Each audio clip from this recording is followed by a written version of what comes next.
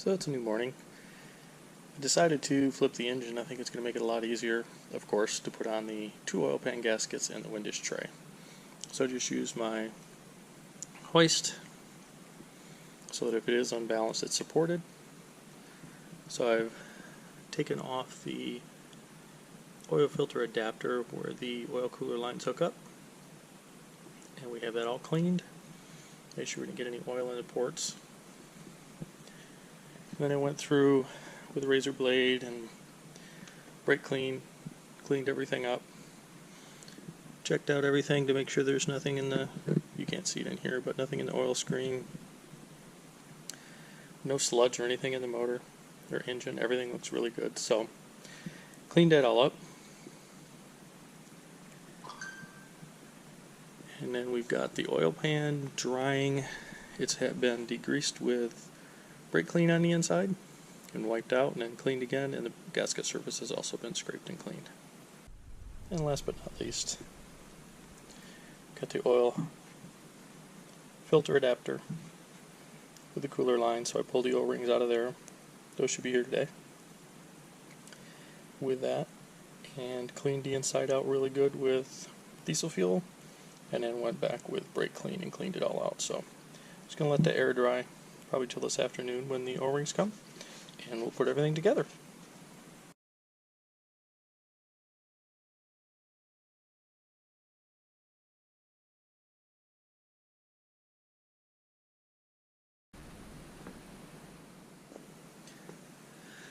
Well, got some bad news. So got everything together, got the oil pan on. I didn't film that because that was a pain in the butt. I had to take the oil pump off, put 2 gaskets on, the windage tray went together pretty easy, but you just kind of want to go quickly to make sure the gasket seal it doesn't set. And I was a little concerned about the windage tray in the back hitting on one of the crank throws because I couldn't get it perfectly lined up, just kind of looking through the bolt holes. So I put it together, rotated the crank, and heard a scraping noise. And I thought, oh, that's not good.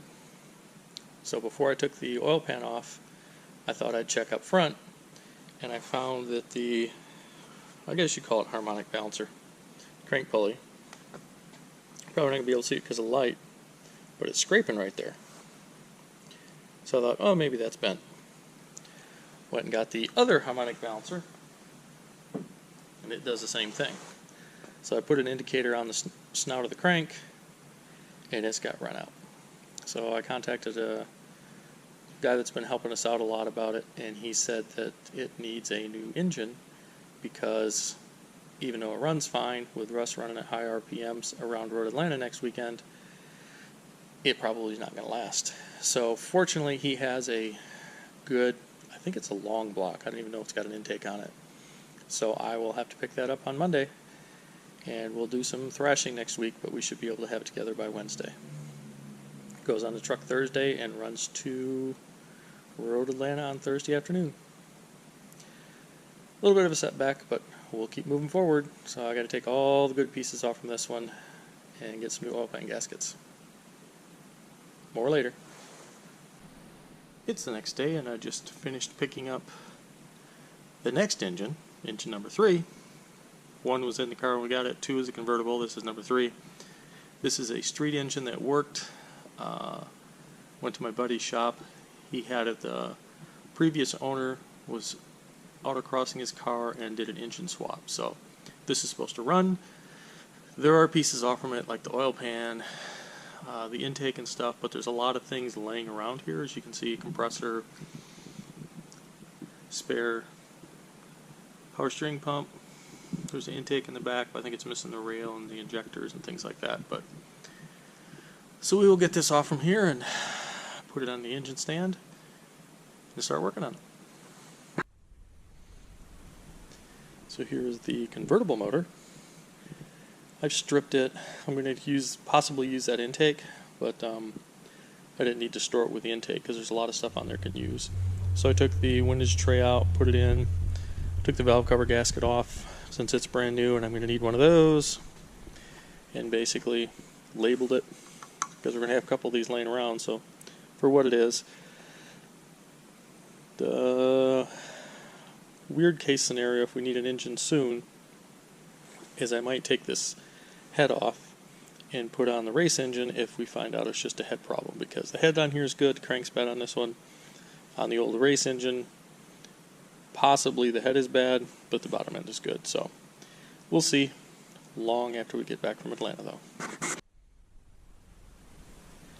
Doing similar things with the old race engine. I'm going to probably use this intake because I know it works. We've been running it. It's probably got 30 hours on it on the racetrack. I've never had a problem with it. So got a gasket kit. We'll put that on. Take off a few more things that we don't need, that we need for the other one. And we'll set this aside till we get back from Atlanta, and I'll tear into it, see what's going on with it. Let's get this started. So we're on round 2 of the engine change. So just got it on the engine stand. Got some hoses to take off. Got a spare power steering pump. And I don't know, the 3rd compressor. Got some spare lines. Spare exhaust manifolds. Spare injector, which we'll probably toss. Ooh, look, 2. So I will get this thing apart and start cleaning it up and putting the new pieces parts on.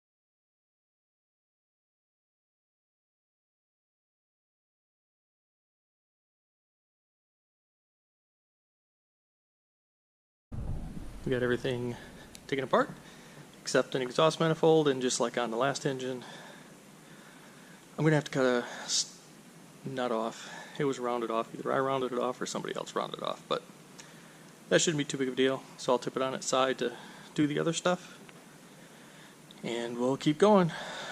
But so far, so good.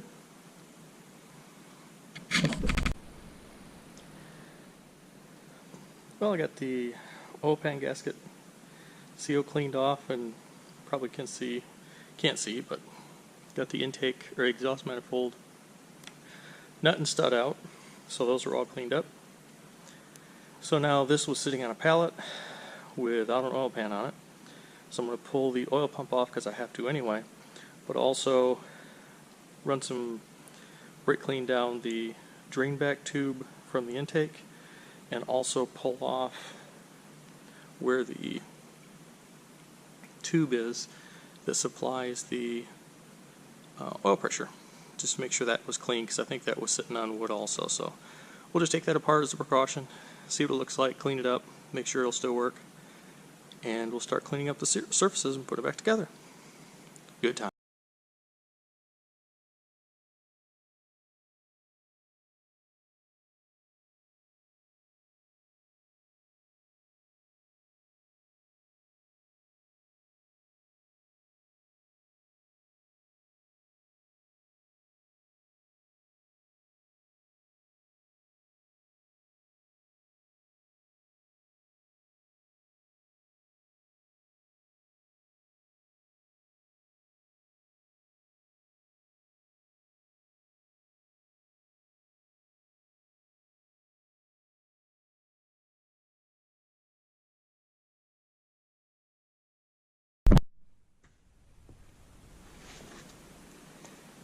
So we have the oil pan surface all cleaned off. Got some hair on the crankshaft. So that is all clean. I'm going to pull the oil pan off from the motor that was in the race car, the engine that was in the race car, because when I noticed the oil pan that was on the convertible, there wasn't really a lot of threads in the oil pan for the drain plug. So I'll pull that other oil pan off, clean it up, and we'll start assembling. That's a good sign. This is the oil pan off from the race motor. So we had used, once we got the car running, we switched to the Rotella. It was a 1540, whatever everybody recommends. Ran that our first race, and then we switched to the Valvoline 20W50. It's got the high zinc contact. So either somebody's been in this before, or it was just taken care of, and it's really clean. And the other thing that I noticed, probably can't see in the oil, is there's no metal flakes, no chunks. So that means that motor or engine should be in fairly decent shape. So we'll get into that after we get done with this weekend. Well, I got everything cleaned up for the oil pan, and I decided not to wait for the cork gaskets because I wasn't overly happy with how they were adhering, so I went and got some of the oil pan black RTV, which is made for this application, and I thought with the surfaces being machined so well, we don't really have any voids, everything should be good. So those are all squeezed in place. Supposed to wait an hour. Supposed to install all the bolts, get it so the RTV just squeezes out a little bit, and let it set for an hour, and then come back and torque it. So while I'm using that time, waiting for that time, I should say, I got the new new water pump on. Just reused it from that we had got for the other engine, so it's brand new. Gasket was fine. Got that all torqued up, and now we'll move on to the timing belt. I'm going to see how this well this works doing it upside down. So I found the new pieces in my kit. Came with a new spring and a new guide for the timing belt tensioner. So I'm going to put those on, and then we'll go ahead and put the belt on.